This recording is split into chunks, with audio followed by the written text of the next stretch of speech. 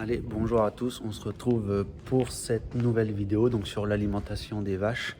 Je voulais juste avant faire une petite aparté dans cette vidéo parce que je l'avais tournée avant la vidéo sur l'alimentation des vaches, mais c'était surtout pour revenir un peu sur ce qui s'était passé ce week-end sur les manifs. En gros, je voulais juste apporter mon soutien à tous les agriculteurs qui sont autour de ces manifestations ou qui ont subi des dégâts, des choses comme ça, parce que je trouve ça vraiment lamentable. C'est vraiment voir des champs et tout saccagés comme ça, moi je trouve ça vraiment lamentable. Même là, je pense c'est même pas de parler de la question de savoir si on est pour ou si on est contre les bassines. Là, c'est vraiment de la dégradation pure et franchement, moi ça me rend hors de moi. Voilà, donc au départ, voilà, c'est pour ça que je voulais faire cette petite intro comme ça et voilà, pour apporter tout mon soutien parce que ça doit sûrement pas être facile quand tu vois tes champs se faire saccager comme ça, quand on voit le boulot que c'est derrière. Et la chose qui me rend encore plus, qui me sort encore plus par les yeux, c'est quand on peut voir les agriculteurs aller dans ces manifs-là et puis participer à la dégradation de ces outils de travail-là. Je ne pourrais jamais comprendre ça, moi, même si on n'est pas d'accord avec les projets de réserve. Chacun peut avoir son avis, mais en tant qu'agriculteur, je ne comprendrais jamais comment on peut aller faire ça. Comment tu peux te lever le matin sans déconner, puis aller dire je vais aller saccager le champ d'un autre agriculteur qui est censé être mon collègue, mais au bout d'un moment, le matin, quand tu te lèves, je sais pas, faut quand même pouvoir se regarder dans la glace, quoi. À quel moment tu vas te dire ça? Tu vas te dire, putain, je vais aller marcher, je vais saccager les champs et tout. Enfin, tu voudrais qu'on vienne le faire chez toi sans déconner? Enfin, faut quand même pouvoir... moi, ça me sort par les yeux. Ça me sort... honnêtement, j'ai même à peine regardé la télé. Je peux même pas vous dire tout ce qui s'est passé parce que quand je vois des trucs comme ça, j'ai qu'une envie, c'est de prendre la télé et puis de la jeter par la fenêtre. Parce que franchement, c'est vraiment lamentable. C'est du travail. On a tous envie de travailler. Enfin, ceux qui font des réserves, c'est pas pour s'enrichir ou plus quoi. Hein, c'est pour faire vivre les exploitations, pour qu'il y ait encore de l'élevage sur le territoire, pour pouvoir donner à manger à nos bêtes, pouvoir créer de l'emploi avec des cultures à valeur ajoutée. Enfin, quand tu vois tout ce qui est en train de se perdre, nous dans notre secteur, avant il y avait plein de tabac, du maïs semence, ça tournait à plein. Maintenant, on voit dans les exploitations, les gars ils arrêtent parce que ils en ont marre, ils peuvent plus arroser, la main d'œuvre c'est un enfer. Enfin, il y a vraiment plein de trucs qui sont en train de se perdre. Moi je trouve ça vraiment désolant. À certains moments, ils démotivent vraiment les gens de travailler. Parce qu'à la fin, qu'est-ce qui va se passer? Enfin, nous, je peux prendre l'exemple, les vaches, si on peut plus arroser, un jour les vaches, on va les virer, puis on va juste faire les céréales, et puis c'est tout. Puis on sera tous les deux avec mon frère, on sera tranquille. C'est ce qui va arriver, c'est ce qui va arriver dans les fermes au bout d'un moment. Donc, et après, on dit qu'on veut mieux manger, qu'on veut bien manger, mais à la fin, ce qui va se passer, c'est qu'on va importer tout des autres pays, et c'est ce qui va se passer. Mais bon. Et après, ça se dit soi-disant écolo. Quand tu vois le chantier qu'ils ont fait, sans déconner. Donc voilà, voilà pour cette petite aparté en début de vidéo. Moi je vous laisse sur l'alimentation des vaches, donc il y aura une deuxième introduction, du coup il y aura un deuxième bonjour. Mais voilà, puis moi dans la prochaine vidéo je vais vous faire voir ce qu'on est en train de faire un peu à l'atelier. Là je vais vous le filmer ça tout de suite. Allez, bonne vidéo. Allez, bonjour à tous, on se retrouve pour cette nouvelle vidéo. Ce matin on va donner à manger aux vaches. Donc là elles sont à la traite, mon père fait la traite tous les matins. Puis nous, on va aller remplir la mélangeuse et distribuer la bouffe. Juste avant, je vais mettre la paille. Normalement, c'est mon frère qui la met, mais là, il est parti épandre de l'engrais. Comme ils annoncent pas de vent aujourd'hui, il y a quand même beaucoup de jours où il y a du vent chez nous. Donc là, quand il n'y a pas de vent, faut en profiter pour faire le deuxième apport dans les blés, sur une partie des blés, parce que sur l'autre partie, on fait aussi de l'azote liquide, mais elle est déjà mise. Dernière ficelle et du coup voilà, donc normalement c'est lui qui met la paille, puis moi j'attaque tout de suite à remplir la mélangeuse, mais quand il est pas là ou quand c'est moi qui est pas là, voilà, c'est lui qui remplit la mélangeuse et puis qui met la paille aussi. Allez, je mets la paille et je reprends après.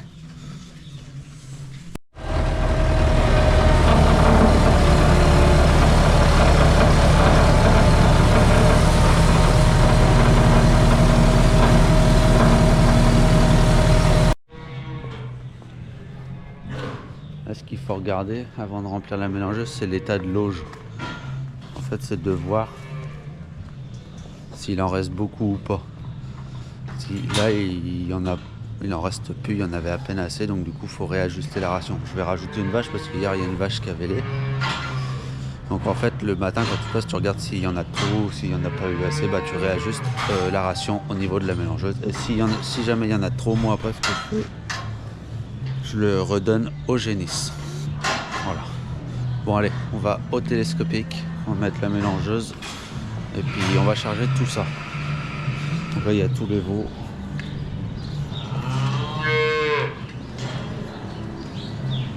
Il y en a pas mal en ce moment.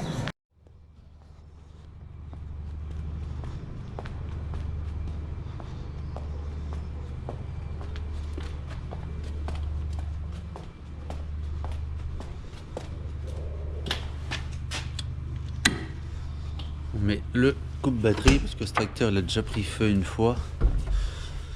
On avait voulu démarrer le pulvé avec les pinces et puis on sait pas ce qui s'est passé, ça avait fait un retour et puis il avait pris feu sous la cabine. Donc on avait tout fait réparer, puis depuis on a mis un coupe-batterie parce qu'on sait jamais. On a tout réparé, tout a été réparé, mais bon on sait jamais. Donc on met des coupes-batterie comme ça, on le coupe et puis voilà.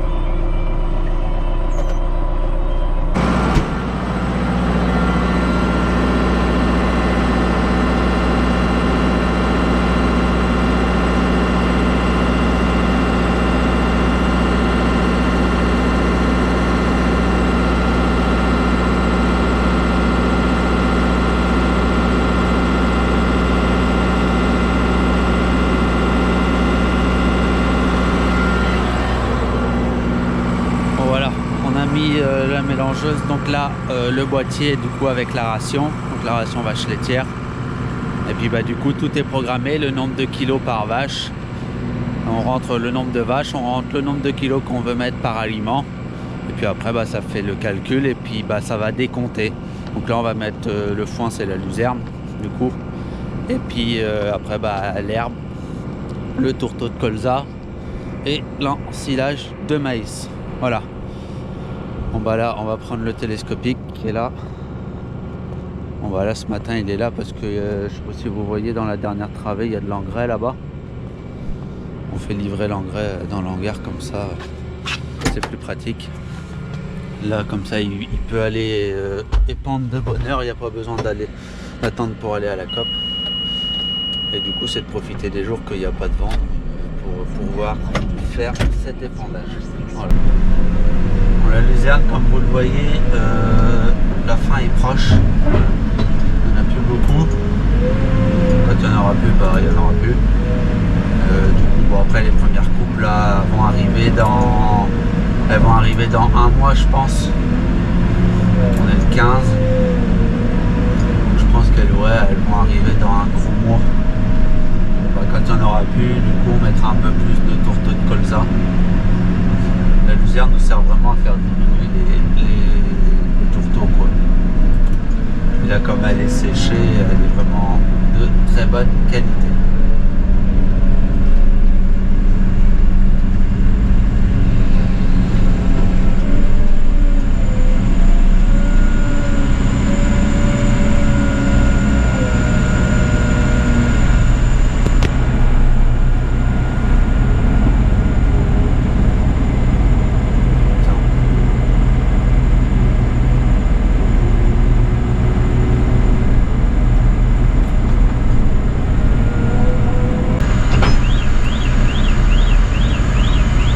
Je sais pas si vous l'entendez, mais c'est que du coup on a quasiment fini de mettre l'aliment quoi.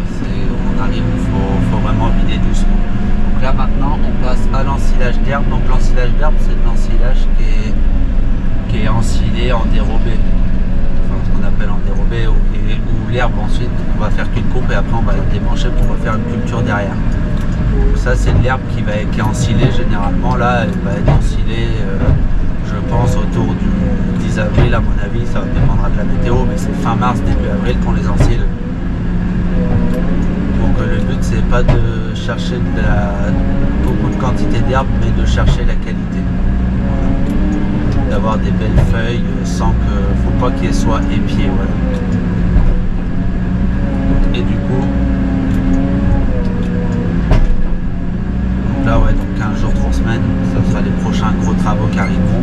C'est ce qui va se passer, on ensilera. On fera l'ensilage. On aura une trentaine d'hectares, on ensile une trentaine d'hectares à l'autochargeuse autour de la ferme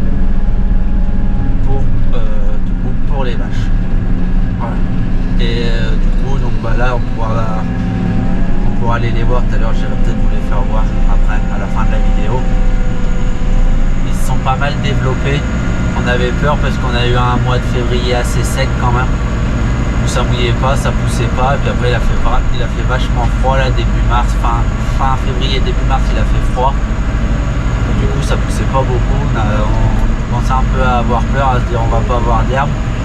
Mais finalement là en fin de semaine dernière et ce week-end, le week-end d'avant ça a mouillé pour une quarantaine de millimètres, 45. Et là les températures sont un peu remontées. Du coup ça s'est mis de l'herbe. Je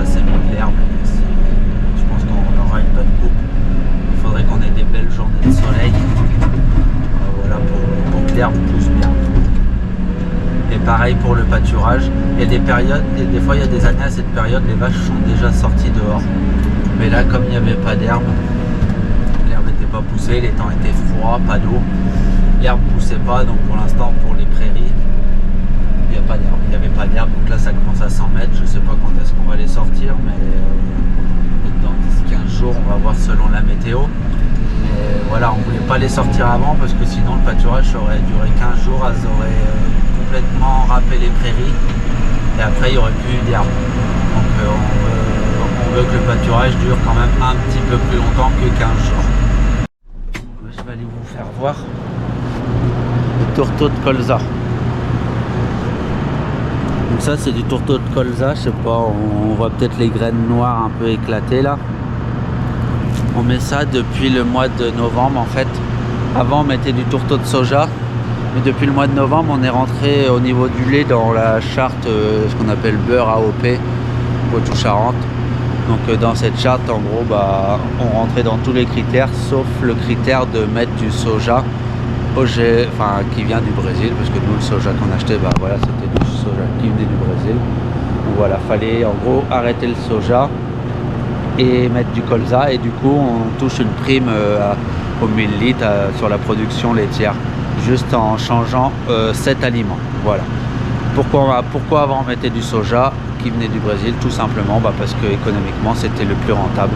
Chez nous de faire du soja c'est quasiment impossible, surtout qu'en plus on va nous interdire quasiment totalement d'arroser. Enfin l'irrigation c'est très compliqué, et le soja demande beaucoup d'eau.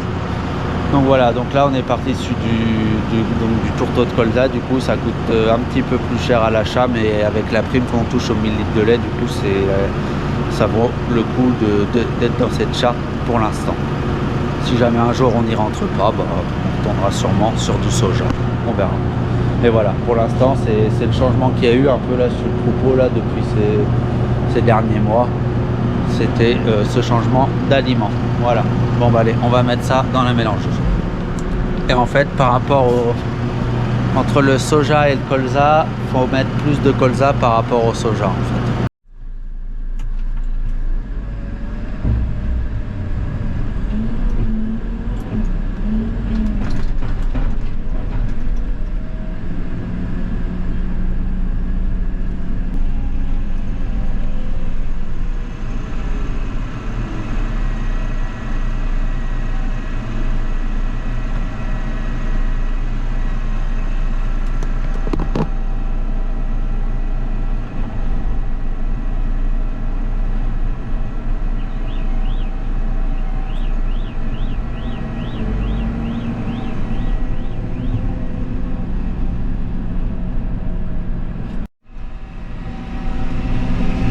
Maintenant on va charger le maïs. Donc le maïs Là on est sur du maïs qui a pas été ensilé cette année, qui a été ensilé l'année dernière, parce que à chaque fois on remet du maïs de la nouvelle saison devant du maïs de l'ancienne saison, si on va par là.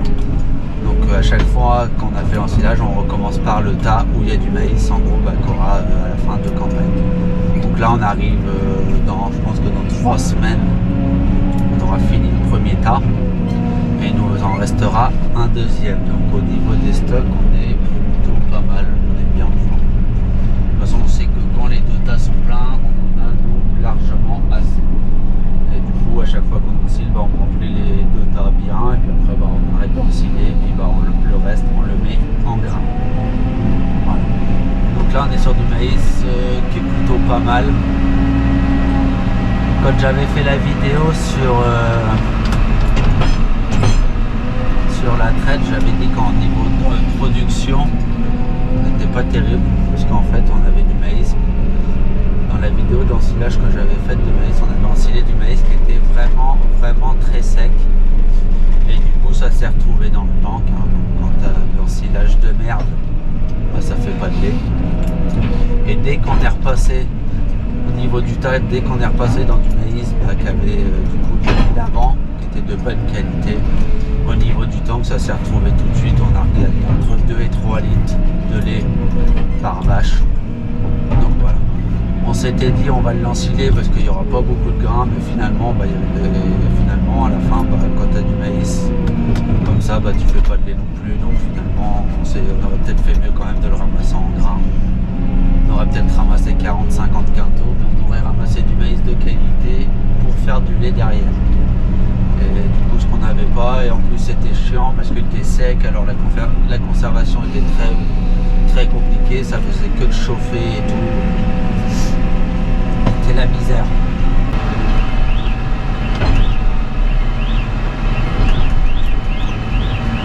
Et voilà, la mélangeuse est pleine, donc c'est assez rapide.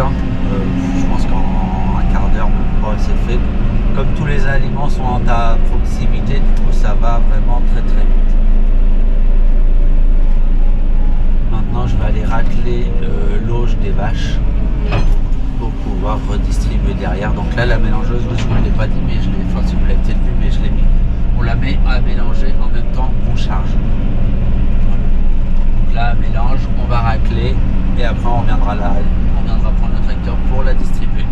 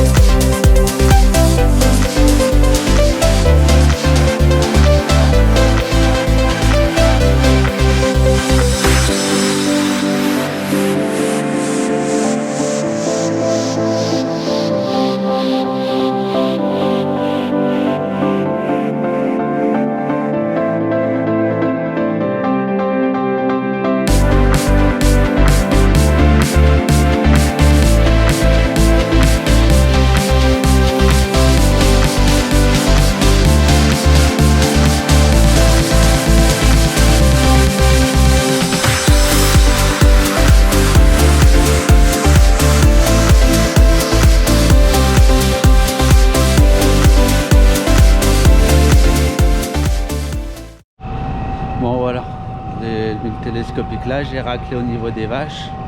Donc là, la mélangeuse, elle est toujours en train de tourner. Je vais vous faire voir. Vous allez aussi voir que cette mélangeuse, elle me casse un peu les... Moi, je trouve qu'elle est nulle. Elle est nulle. On avait la même en fait avant. Il y a 3 ans, on l'a changée. On a dit on rachète la même parce que la première, on en a été super contente. Elle marchait super bien. Mais alors celle-là, enfin, c'est pas qu'elle marche mal, mais c'est que ça sort... Quand tu distribues, ça sort pas de dedans. Et puis, je vais vous faire voir, mais en haut, l'anneau, on a été obligé... T'as un anneau anti-débordement, on a été obligé de le découper parce qu'en fait, on pouvait pas la charger. Godet, il passait pas dedans, ça tombait partout à côté. On va voir. Donc là, vous voyez, c'est presque plein. Et là, l'anneau, là, vous voyez, on l'a découpé, là. Là-bas aussi. Parce qu'en fait, eh ben, le godet, on pouvait pas charger, c'était trop large. Alors, quand tu avais de l'herbe ou du foin, bah, ça dégueulait sur les côtés et puis on en foutait partout. Donc, on a été obligé de le découper. Au fond, il est découpé aussi là-bas, en largeur, quoi, du coup, pour que le godet rentre bien. Donc, bref. On avait une très bonne mélangeuse avant. On s'est dit, on rachète la même, elle marche super bien. Même modèle, tout, hein, même marque. Et bah là, non. Et puis on va voir quand on va mélanger, mais c'est pareil, quand on distribue, c'est un peu la merde.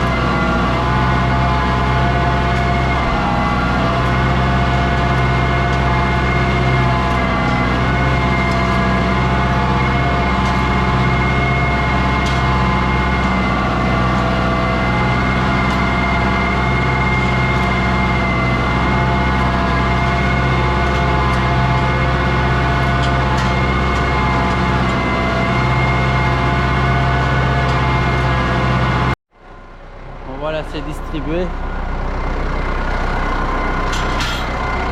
en plus, à chaque fois, il faut descendre maintenant. En fait, il y a de l'ensilage qui reste là. Et comme ça, après, ça tombe partout dans la cour. Ou à force, ça pourrit. Donc, je sais pas si vous avez vu en distribuant, mais ça... la matière, elle coule pas fluidement en fait. Je sais pas si ça se dit, mais... Alors un coup ça sort pas, donc tu fais, t'avances, t'attends, t'avances, t'attends. Avant on avait, mais la même, hein, quand je vous dis que c'était la même, c'était la même. Et en fait, bah, l'autre, on ouvrait la porte à fond, ça sortait impeccable, ça mettait 2 fois moins de temps à distribuer. Bon là on n'a pas mis longtemps, mais c'est pour dire, je comprends pas, il y a des fois quelque chose qui marchait bien, et puis bah là c'est vraiment nul. Et je le dis avec d'autant plus de simplicité qu'en matériel d'élevage, mélangeuse pailleuse, on a toujours eu la même marque. Les pailleuses, là, on a eu la première pailleuse marchait super bien. Là, la deuxième, elle marche super bien aussi. La première mélangeuse marchait super bien, mais alors celle-là, merde. Mais celle-là, faut se la faire. Tous les matins, elle me sort par les yeux. C'est pas grave.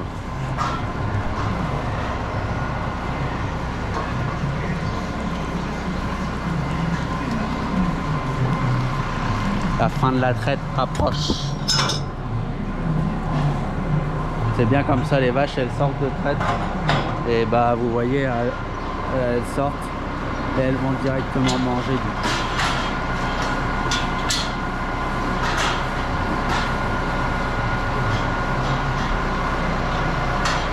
Nous c'est bien qu'on distribue avant que la traite soit finie parce qu'on a à peine assez de place pour qu'elles puissent toutes manger en même temps. Comme ça bah les premières peuvent manger, quand elles ont fini de manger, bah, ça libère un peu de place pour celles qui viennent de sortir de la traite. Voilà. Bon allez, je ramène le tracteur sous l'hangar. Et bien voilà, pour l'alimentation des vaches, donc il restera les génisses. Là, bon, je la ferai dans la matinée, la mélangeuse. Elles en ont encore un peu. Les génisses, on leur fait une mélangeuse pour 2 ou 3 jours, et quand il n'y en a plus, on en refait une autre. On leur met du maïs, de l'ensilage d'herbe, du maïs qu'on avait ensilé, du maïs semence qui n'avait pas fécondé. Du coup, on avait ensilé, j'en avais parlé dans une vidéo, et puis voilà. Donc là, je voulais vous faire voir un truc aussi. Maintenant, je vais charger ma deuxième grosse vache qui est là. Généralement, je charge la méta et tout. Mon père finit la traite et généralement, on finit à peu près en même temps. Donc ça, c'est bien. Peut-être ce qui va arriver dans les prochaines semaines, on est en train de réfléchir là. Vous voyez là, on a le tas de seigle qui est là. Là, et on a celui-là qui est vide aussi. On a dans l'idée de supprimer le mur du milieu. Il y a du soleil. On voudrait supprimer le mur du milieu en fait, pour faire juste un gros tas, avoir un tas de 25 mètres de large, pour pouvoir le monter plus haut, parce que plus c'est large, plus on arrivera à le monter haut, ça sera plus facile pour pousser avec les tracteurs. Donc on a peut-être dans l'idée de faire ça. Donc le problème, c'est qu'il faudrait qu'on détasse tout ce tas, qu'on le mette ailleurs, pour pouvoir scier le béton là, au pied des murs, pour pouvoir arracher les murs. Bon, je sais pas si on va le faire, on se pose la question. Je pense que moi ça serait une bonne idée, c'est moi qui ai soumis l'idée. Parce que je pense qu'on va avoir un peu un problème de place sinon pour les ensilages de seigle. Je sais pas si ça m'étonnerait qu'on arrive à tout loger, sinon dans 2 tas, et avec un seul tas on arrivera à monter beaucoup plus haut. Donc on va voir si on va faire ça, mais je pense qu'on va y essayer quand même. Voilà. Bon, et bah moi aujourd'hui on va avoir une super journée. Il y a longtemps qu'on n'a pas eu de journée comme ça, du soleil et pas de vent. Ça va faire du bien. Bon, j'espère que cette petite vidéo vous aura plu. Bon bah allez, je vous souhaite à tous de passer une bonne semaine, et moi je vous dis à une prochaine pour une nouvelle vidéo.